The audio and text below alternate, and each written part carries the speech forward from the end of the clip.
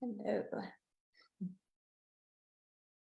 Okay, so I'm just going to get everything set up here.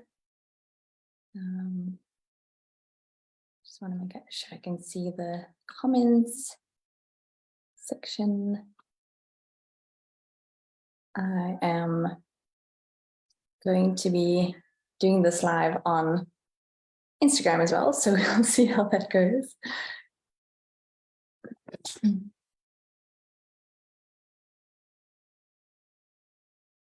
Okay. So for someone who's not very tech savvy, this is quite an ambitious thing that I'm doing. I am on Zoom and I'm streaming to Facebook and then live on Instagram as well. So we'll see how this goes. Hopefully it will at least work on one of these platforms.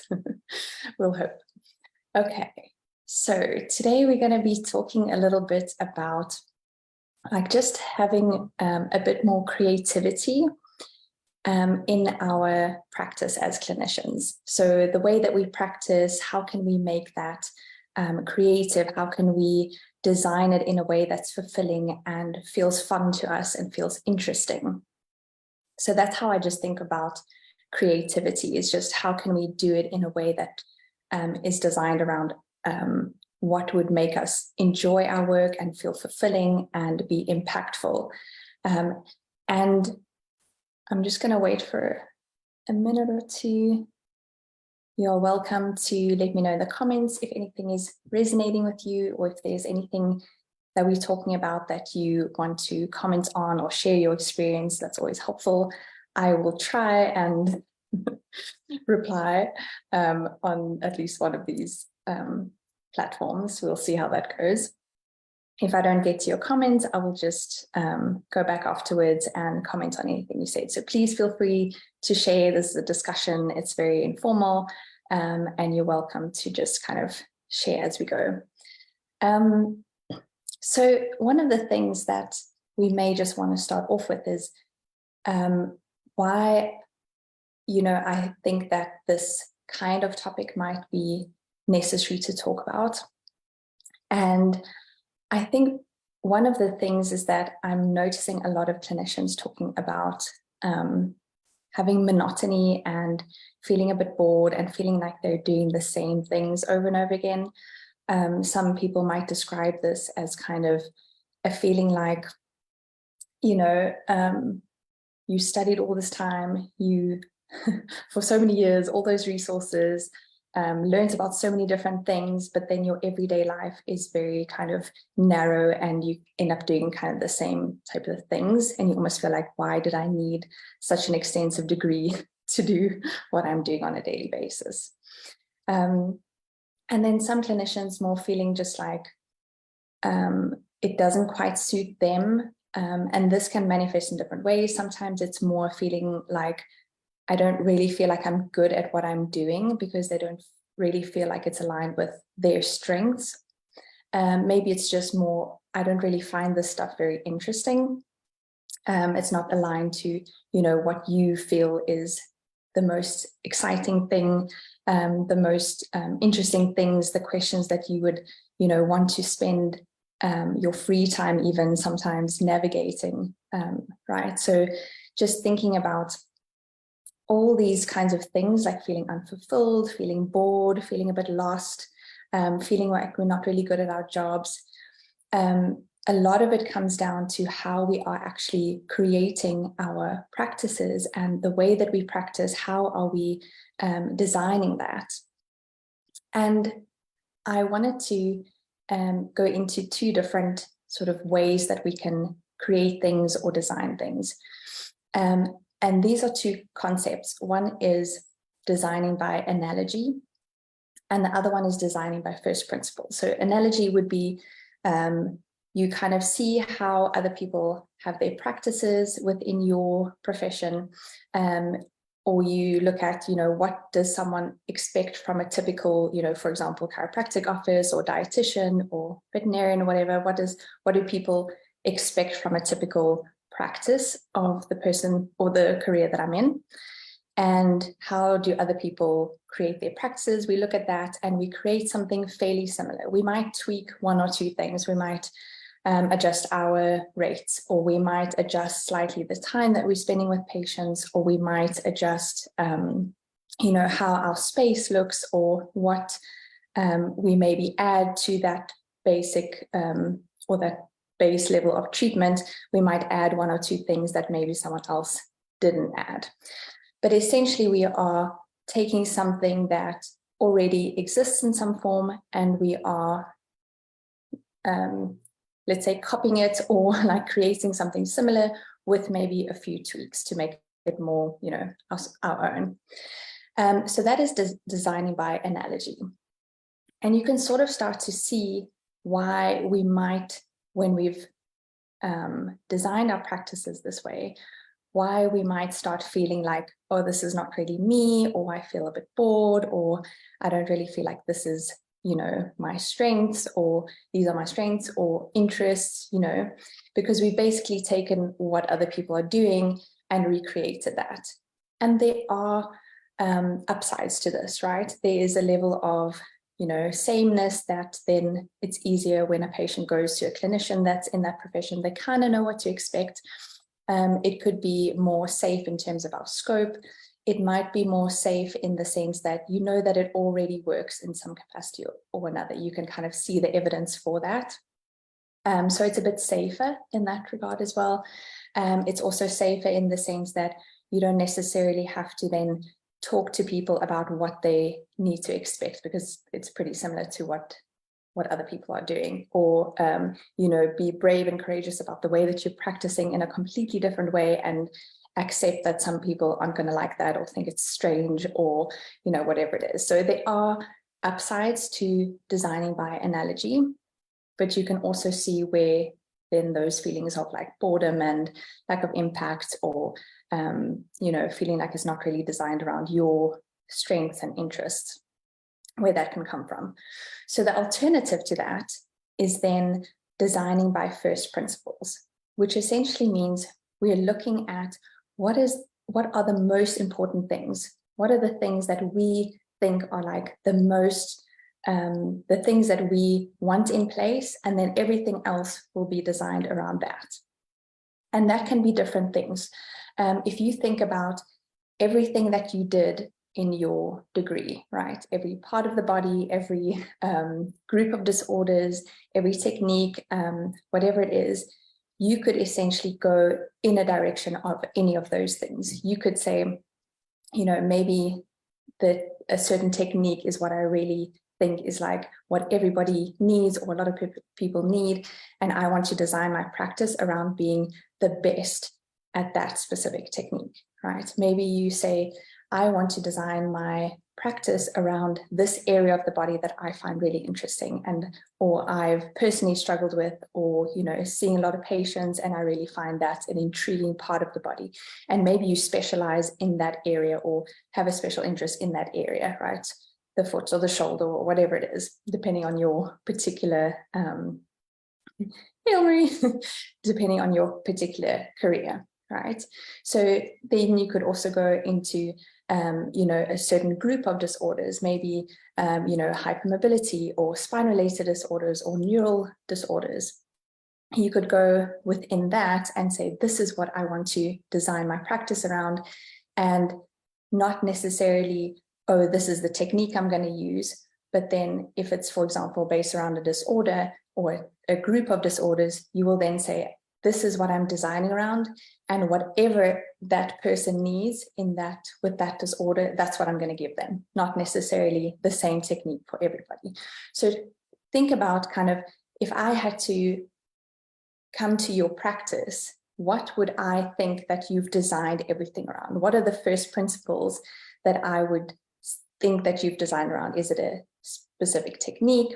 Is it helping as many people as possible with pain? Is it providing like a very in-depth assessment for someone with a neurological disorder? Like, what would I think you've designed everything around? What are those first principles? The first principles can also be things like your lifestyle, right? Like if I had to say, I want a career that I am going to be, that is going to be sustainable, that is designed around my deep health and making sure that it's sustainable, that I can always perform at my best.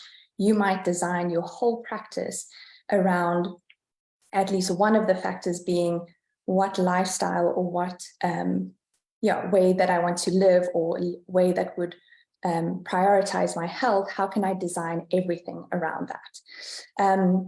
It can also be, like I said, things that interest you. Maybe something just really fascinates you and you want to design everything around that. Maybe it's a certain type of patient experience that you want to design everything around. But you can start to see how our practices can now look very different to each other. And I think there are a few barriers that we can come up against when we're thinking about designing by first principles. So if you think about just creativity in general, creativity requires possibility, the sense of possibility, right? It requires you to think that you can do something, that something can change. It requires you to think of something that you don't necessarily already see in the world, but you feel like you can create that, right? It requires a sense of possibility. Whereas when we are saying, I can't do X because of this and this and this, or that's not possible because of this and this and this, we're not going to be able to be creative. So we want to shift towards, how can I create that? If I was being an example of that being possible, how could I do that? If I had already done it, how might I have done it, right? We need to create the sense of possibility. And sometimes that sense of possibility comes from, or that, let's say, barrier to doing that comes from this identity of, but I'm just not a creative person. And I see that a lot with clinicians. And I just want to make sure that you realize that artistic and creative are two very different things. You can be creative in terms of ideas. And again, we're just trying to create something that maybe already doesn't exist, or doesn't already exist, or doesn't exist in the way that you have it in your imagination, right? It's just taking something that you can imagine and saying, how can I create that? So it can be a certain identity of, I'm just not a creative person, right? And then we reinforce that, because we don't then engage that side of us. If we don't believe we are creative, why would we go and try and create things, right? So then we keep on reinforcing that identity of, like, look, see how uncreative I am, right? So that can be an identity thing. Like I said, it can also be kind of a fear. And I just want to talk about scope and expectations for a second, because if you are creating something that's really different to another clinician who's in the same career as you, I can understand why that can sometimes be an issue in terms of like professional regulations, let's say. But I just want to make sure that we're clear here on the fact that we're not talking about operating operating outside of your legal scope of practice, right? We are talking about within the scope of your practice, but actually realizing how big that scope of practice is. And you don't just have to do the same technique or whatever that someone else is doing, or that you think people expect from your profession, and just do that as your career, right? If you look at everything you did in your degree, like, think about how wide that scope actually is, and how much more we could design our practices in order to have a more fulfilling and interesting and impactful career. So again, I'm not talking about it being outside of the scope of or the legal scope of your practice. If what you genuinely want to do with your life, what you feel would be fulfilling and impactful and interesting to you, is genuinely outside the legal scope of practice for you in your career, then that's when we can start talking about, like, maybe we actually do need a career change here, right? Maybe that is the next step. But I don't want you to just almost like hop from one profession to the other because you think that it's going to be different in another profession. But you haven't learned that skill of like designing things around certain, first principles that you find really important, because you might then again go to a new profession and then still not quite have that feeling that it feels like you, or it feels like exactly what you would want to do. And if you can have that sense of, I can actually create what it is that I want. And then we start to get into, how can I deal with the fears that come up? How can I deal with people's disappointment, or people thinking I'm strange, or whatever it is, right? Then we start to ask different questions, but it's no longer a question of impossibility, right? Then it's just, how can I create this, and how can I deal with every obstacle that comes up along the way?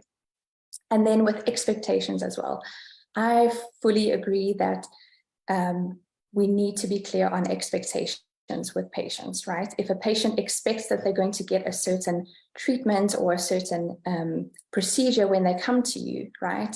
I agree that that's not really fair to then suddenly do something that's completely different to what they would expect from your practice.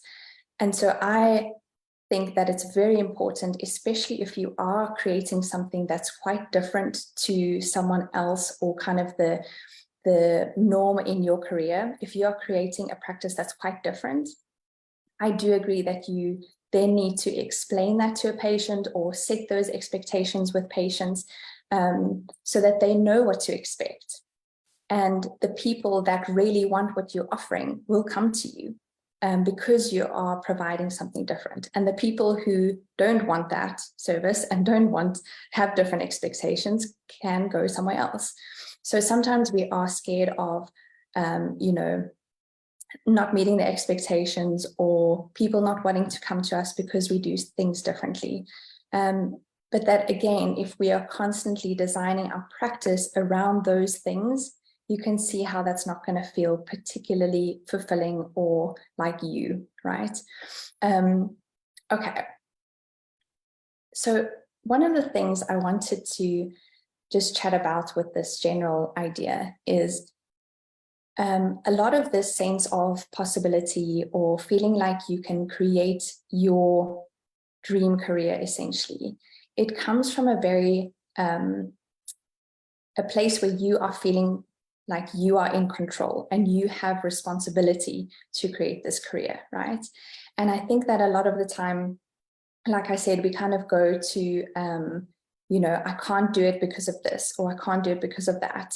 My boss, or my colleagues, or the patients, or, the norms of my profession, or whatever it is. It's the profession that's the problem, right? We often kind of look to the outside to say, like, I can't do it because of that.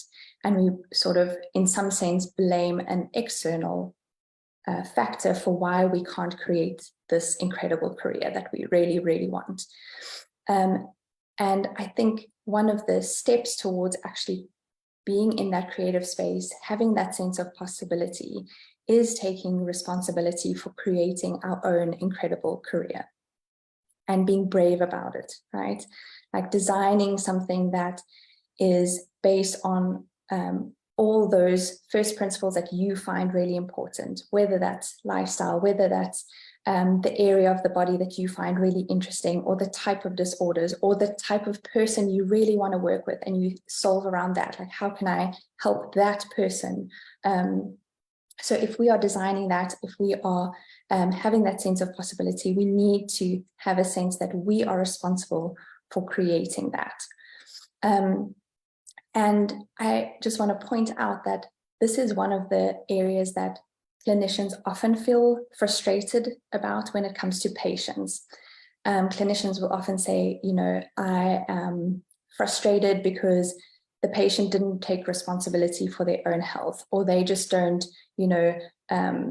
do the things that they need to do at home, and then they want you to fix them, or whatever it is, right? We have the sense that the patient isn't taking responsibility. Obviously not all patients, but just there are certain patients that clinicians will express this frustration with, right? The patient doesn't take responsibility for their health. And I just want to point out that we do the same with our career, right? We are looking at all these external factors and using that to explain why we can't do the things that we want to do, why we can't create this incredible career. And I don't say this as like a blaming or, like criticizing. If anything, I think it can make us more empathic when it comes to our patients, and realizing that we also struggle with things. It might not be in the same specific area that our patient is struggling with it, but we also struggle to take responsibility in certain areas of our lives. And that might be a little bit of a blind spot for us.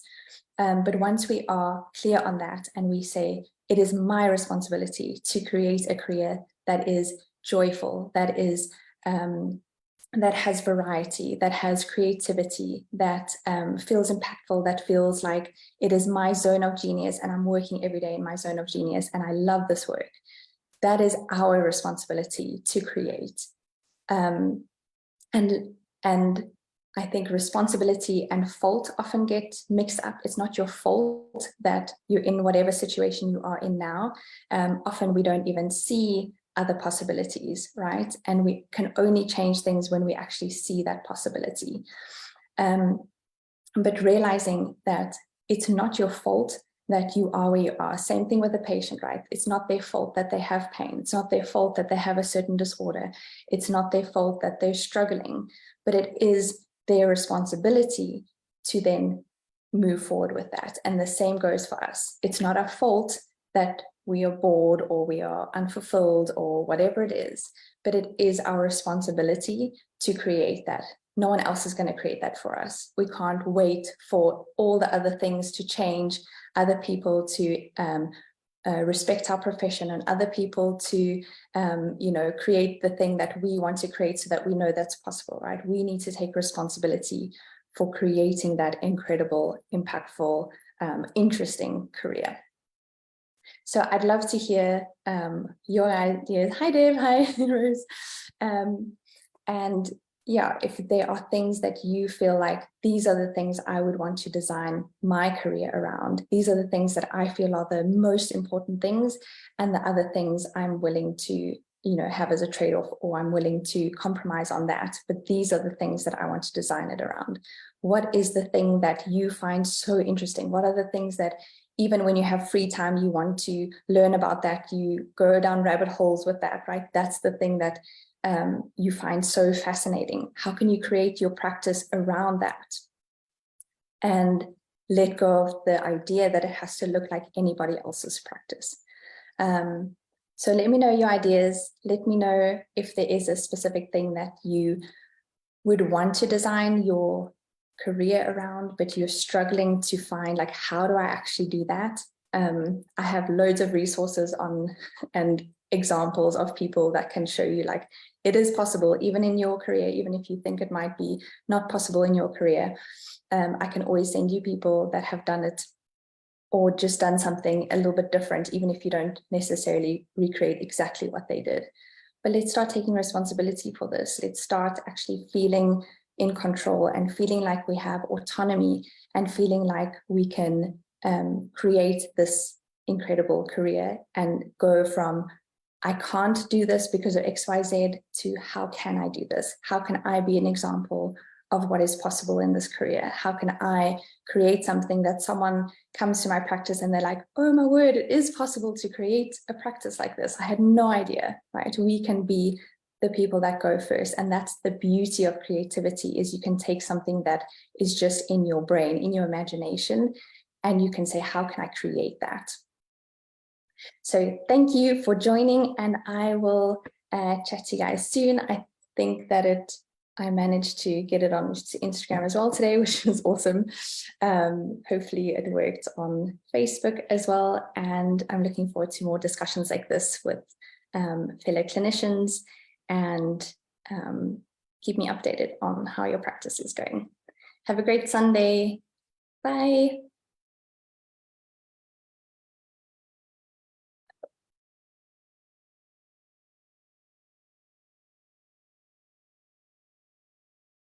Now I'm trying to end on different platforms. Okay.